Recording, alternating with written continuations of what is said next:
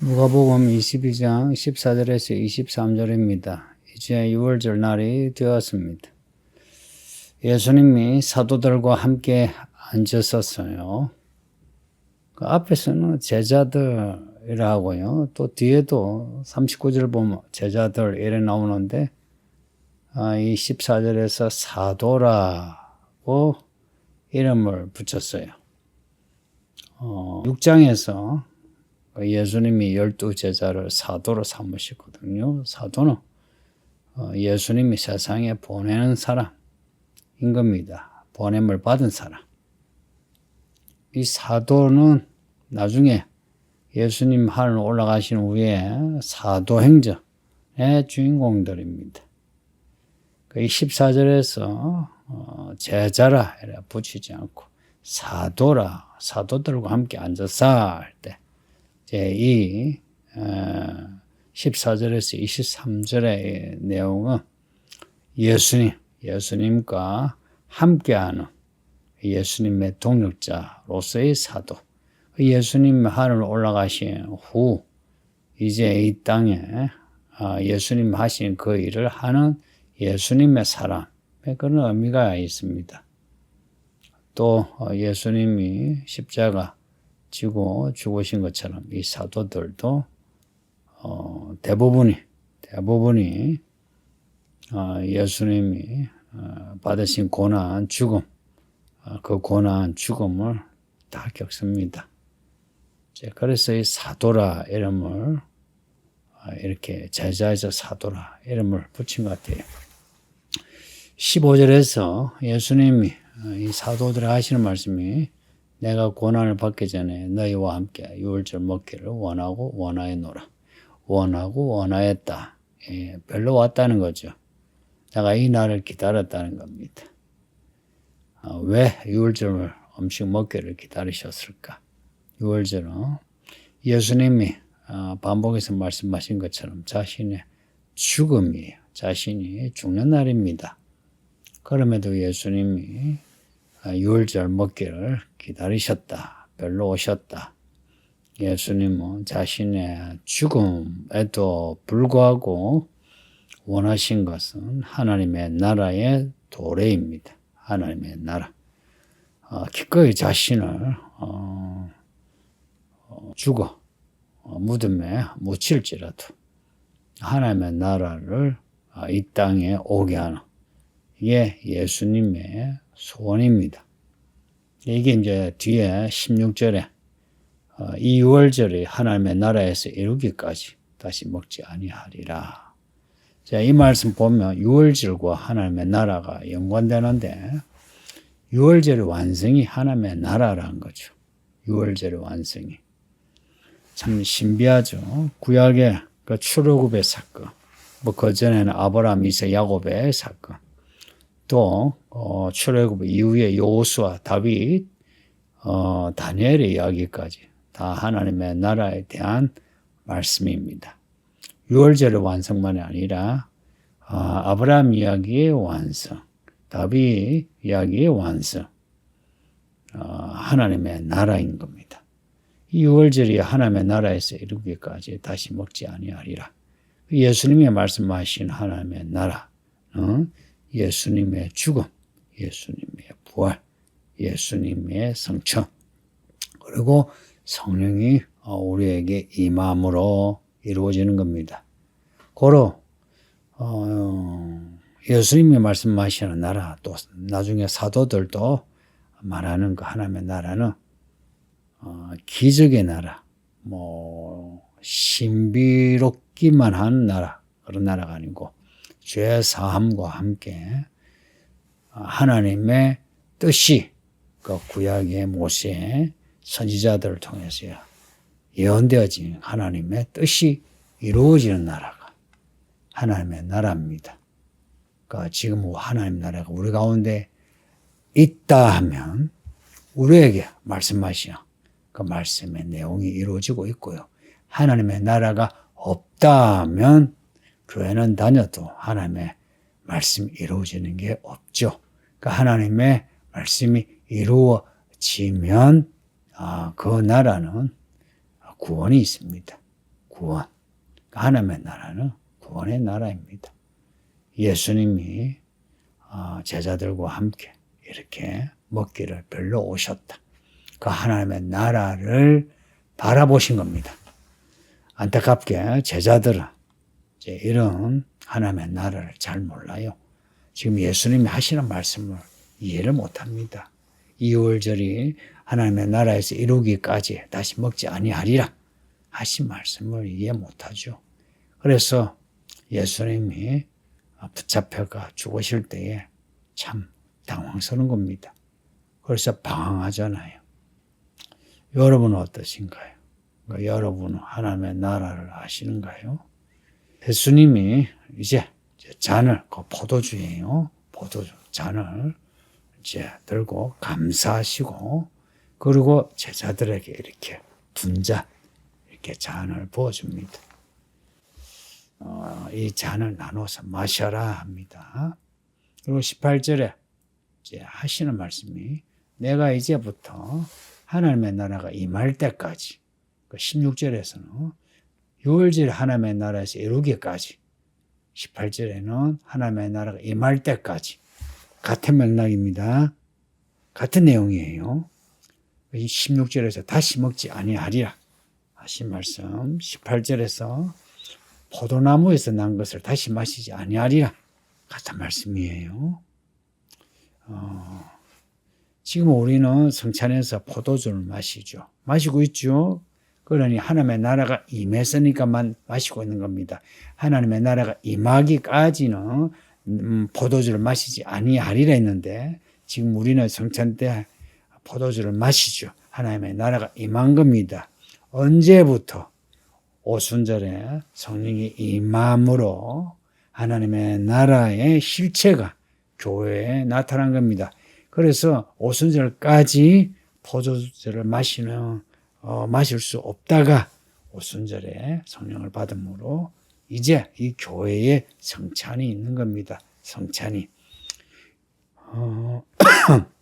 예수님이 교회에 주신 의식, 예배 말고 우리에게 주신 의식, 유일한 의식이 이 성찬입니다. 떡을 먹고 또 포도주 마시는 겁니다. 이거 예수님의 죽음을 기념하는 겁니다. 그 죽음을 왜 기념하냐? 예수님이 그렇게 죽으심으로 하나님의 나라, 유월절이 완성이 되고 하나님의 나라가 우리에게 임한 겁니다. 고로 하나님의 나라는 흔히 말하는 극락, 낙원, 파라다이스 이런 나라, 그런 본질이 아니고요. 예수님의 십자가 은혜와 성령의 진리가 있는 나라입니다. 다시 말씀드릴게요. 예수님의 그 하나님 나라는 예수님의 십자가 은혜와 성령의 진리가 있는 나라입니다. 흔히 뭐든지 다 완성되고 갖추어진 낙원, 그런 의미하고는 다르다는 거예요. 지금 우리가 교회 생활하면서 하나님의 나라를 누린다 할 때 모든 게 갖추어진 낙원을 누리는 건 아니죠. 우리에게 주신 십자가 은혜, 성령이 진리로 우리를 이끄시는 그 하나님의 나라를 우리가 지금 누리죠. 고로 하나님의 나라가 우리 가운데 있는 거예요. 그래서 믿음이 좋다, 믿음이 없다, 믿음이 작다 할 때에는, 믿음이 좋다 할 때, 큰 믿음 할 때는 이런 하나님의 나라가 많이 나타나면 믿음이 좋은 거예요. 하나님의 나라가 보이지 않으면 믿음이 없는 거예요. 예수님이 떡을 가져 감사 기도하고 이것은 너희를 위하여 주는 내 몸이라, 나를 개념하라 하셨어요. 나를 개념하라. 고로 우리가 성찬 때 먹는 떡은 그 자체가 예수님의 몸이 아니고, 천주교는 그렇게 믿는데요. 그런데 그거는 성경적이지 않아요. 예수님이 말씀하신 이 단어 기념하라, 기념하는 겁니다. 예수님의 살이 아니라 예수님의 그 죽음을 기념하는 거예요. 그리고 20절 보면 저녁 먹은 후에, 이 떡을 먹은 후에 그와 같이 하여 또 이르시되 이 잔은 내 피로 세우는 내 새 언약이니 곧 너희를 위하여 붓는 것이라. 이 포도주 잔을 부으시며 이거는 새 언약이라는 겁니다. 내 피로 세우는 새 언약이라. 이런 구절 읽을 때에 요 구절 다 외우시기는 힘들죠. 그러나 새 언약이라 할 때 어떤 새 언약이냐? 내 피로 세우는 새 언약이라. 이렇게 통으로 외우셔야 합니다. 이 성경 공부하는 거는요, 외우는 것도 많아요. 근데 이렇게 외우는 게 우리가 학교 점수 얻으려고 외우는 거하고는 다르죠. 이것은 우리가 배우는 이 말씀이 내게 주신 언약이라. 근데 새 언약이라. 근데 이 새 언약이 어떤 언약이냐? 예수님의 피로 세우는 언약인 거예요. 내 피도 아니고요. 내 어떤 잘남은 게 아니고요. 예수님의 피로 해서 예수의 피밖에 없네. 예수님의 피가 아니면 언약이 없어요. 옛날 언약에는 예수님의 피가 없어서 옛날 언약이에요. 예수님의 피가 있으면 새 언약입니다. 예수님의 피가 있으면 유월절 그 어린 양의 피가 완성이 돼요. 이제는 그 어린 양을 안 잡아도요. 예수님의 피를 믿으며 유월절이 우리에게 완성이 돼요. 예수님의 피를 믿으며 우리가 죄사함을 받고 예수님의 피를 믿음으로 죽음이 죄의 삭선 죽음이라죠. 그 죽음이 건너가 버려요. 유월한다. 유월은 지나간다 하는 거예요. 지나가 버린다. 어떻게? 예수님과 새 언약을 맺음으로. 어떻게 믿냐? 어떻게 새 언약을 맺느냐? 예수님이 날 위해 죽으신 거 믿는 거예요. 21절에 예수님이 갑자기 이제 분위기 바꾸는 말씀을 해요. 보라, 나를 파는 자의 손이 나와 함께 상위에 있도다. 누구를 말씀하겠어요? 예수님을 팔아넘기는 유다. 예수님은 처음부터 유다를 아셨어요. 그럼에도 제자, 사도 삼으셨어요. 이런 걸 보면 제자라고 해서 다 같은 제자 아니에요. 사도라 해서 다 같은 사도 아니고, 집사라 해서 다 같은 집사 아니고, 목사라 해서 다 같은 목사 아니에요. 그러니 우리는 우리가 받은 직분 이런 걸로 자기를 내 믿음에 대해서 안전하게 생각하지 마시고요. 내가 진짜 어떤 사람이냐 하는 거예요. 내가 유다처럼 제자요 사도이면서 예수님을 팔아넘긴다면 불행한 거죠. 그러나 우리가 부족하지만 예수님이 우리를 제자로 사도로 삼으시면 예수님만 따라가면 돼요. 그리고 이런 우리 중에 유다가 있어도요. 이런 유다 같은 사람을 두려워하거나 배척할 것도 아니에요. 하나님이 알아서 하시게 놔두고요. 또 우리는 우리대로 할 일이 있어요. 하나님의 일은 하나님의 방식대로 이루어져 가는 것이거든요. 22절에 인자는 이미 작정된 대로 가거니와 그를 파는 그 사람에게는 화가 있답니다. 예수님을 그렇게 따라다녔는데 저주받은 인생이 된다면 슬프죠. 교회 안에 그런 사람이 적지 않습니다. 평생을 교회 다니면서 교회에서 유다와 같이 교회를 팔아넘기고 성도들 뒷담하고 시끄럽게 하고 이런 사람이 적지 않습니다.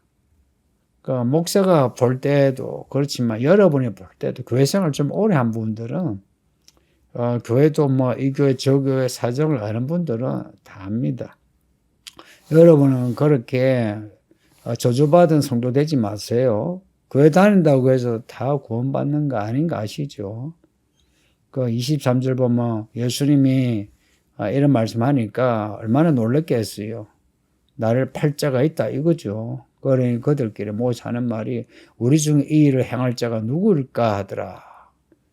우리 중에는 가룟 유다 같은 사람 없도록 합시다. 참 없을 수는 없지만 없어야 된다는 겁니다. 다시 말씀드릴게요. 없을 수는 없지만 없어야 되는 겁니다. 실족한 자가 없어야 되지만 실족하고 실족한 사람이 있는 게 현실인 거예요. 이런 말씀 읽을 때에 조심해야지. 스스로 조심해야지. 이런 마음을 먹어야지. 나는 괜찮아.